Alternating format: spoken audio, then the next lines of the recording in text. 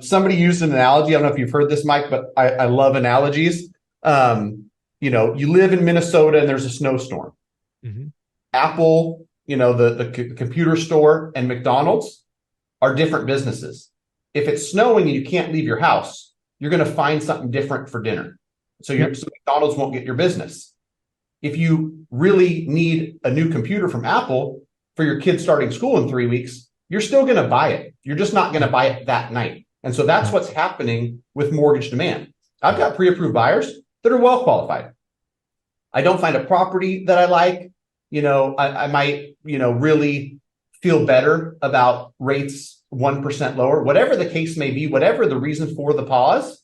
Mm-hmm. When it gets unpaused, there's the buyers that would be there in Q1 or Q2 or whenever that is, along with everybody who's sat on the sideline. So I agree with that 1,000%. And that's why, to your point, the longer we continue to stack up demand that sits on the sideline, the kind of worse off we're going to be for the buyers that are trying to buy once it loosens up a little bit. Yeah, so let's try to close on a positive note. So again, if this was the situation I was in and I was one of those marginal buyers, it just feels better to step away.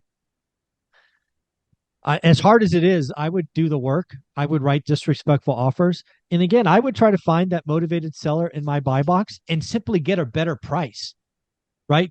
We talked about a gentleman named Ben on my daily financial news a couple of days in a row because he did the right things, right? It took work. It took follow-up. It took him losing out and then following up and getting in again. He got a 20% haircut on a fourplex. And again, run your numbers at 7.25 or whatever they are, or 8 if you're an investor.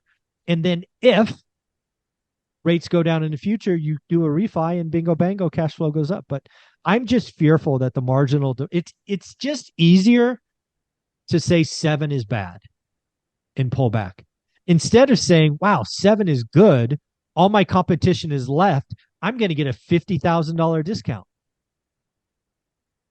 That's how people should be thinking. About being a buyer and having a little bit of control back is you get to set the rules. If you write an offer and say, I want a $50,000 discount, and they say no, cool.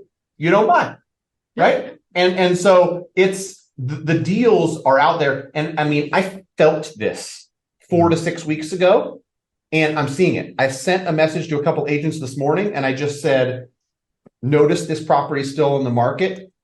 Any offers? In a neighborhood where stuff did not stay on the market for more than 7 days ever, 15, 20 days on the market. Things are different.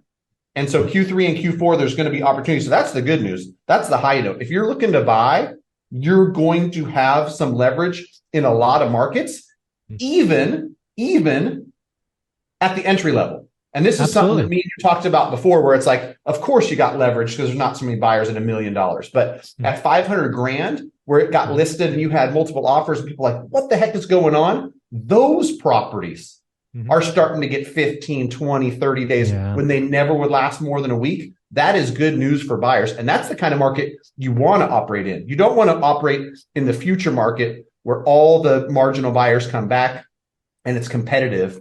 Even if you have to do it with a higher interest rate, I'm looking forward to our conversation too about how you set yourself up, knowing what's coming with interest rates with a buy down. So we'll jump on that in the next video.